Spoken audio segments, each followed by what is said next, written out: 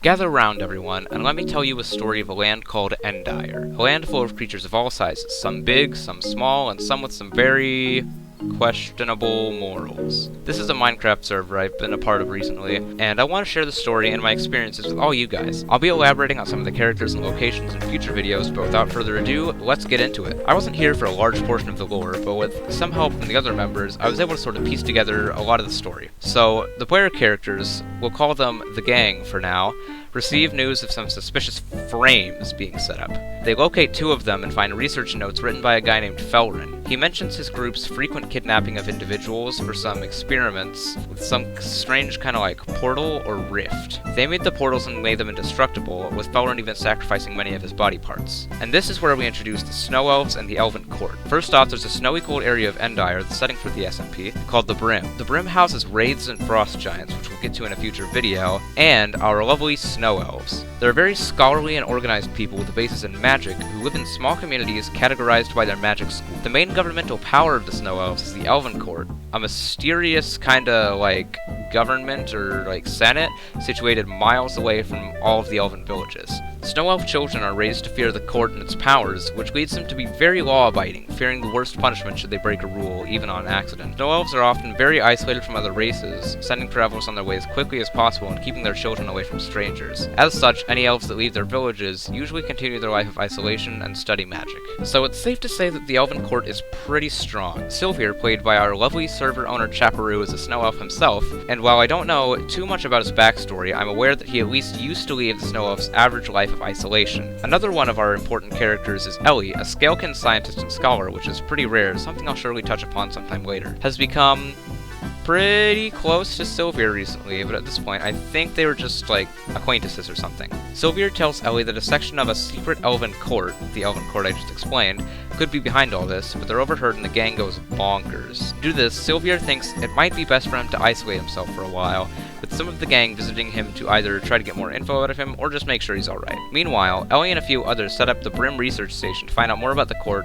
and a recent disappearance in the Brim, a frost giant and close friend of Sylvir named Bree. In the following events, the gang almost catches Felrin, and Sylvir tells a few trusted characters that the court is dangerous. Felrin's journal reveals that he managed to activate something by placing his eye in the portal frames.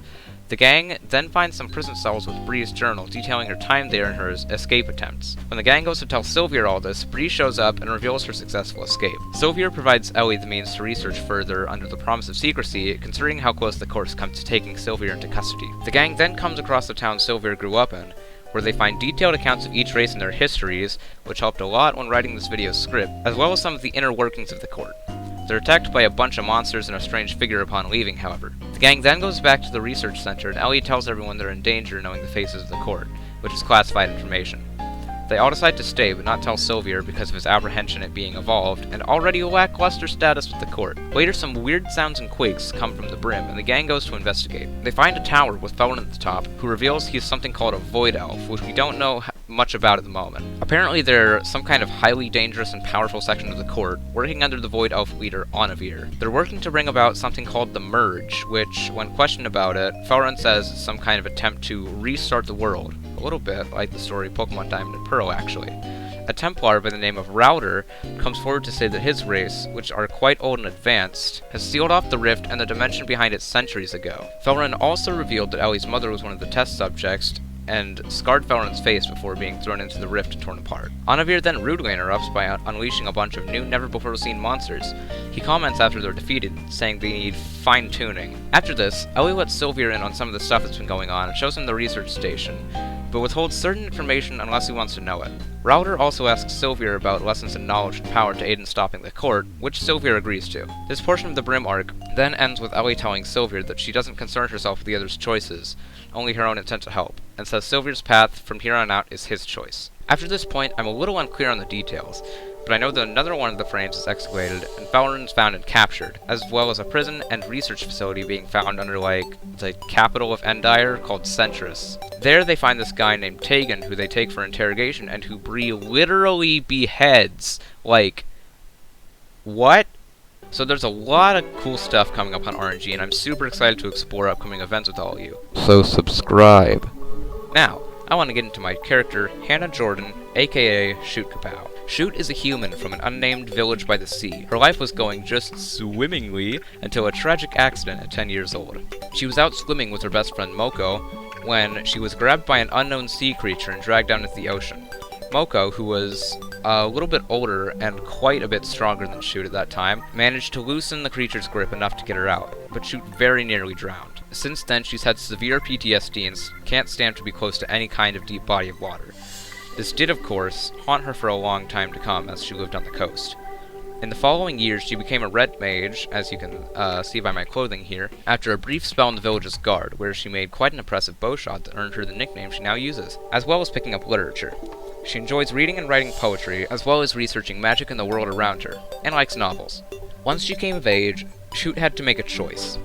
She'd lived her whole life in this village, and everyone she knew and loved was here, but she just couldn't live her life by the ocean. Moko had been helping her cope with the trauma, but she just couldn't stand waking up every morning and seeing the sea outside. And so, Shoot made the most difficult choice of her life, and struck out on a journey from her village to find new land to settle on. I'll probably release a new video on Shoot's 5-year journey after this, once I've actually thought of that part, but I will say that she made some enemies.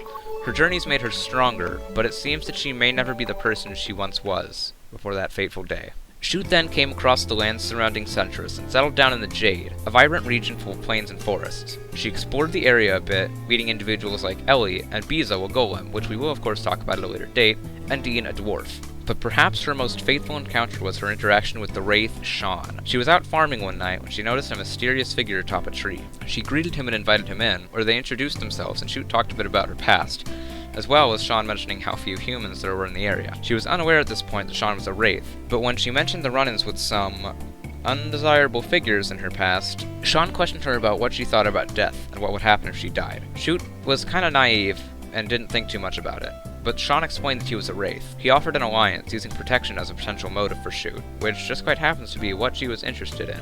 You see, Shoot Kapow is a very codependent character.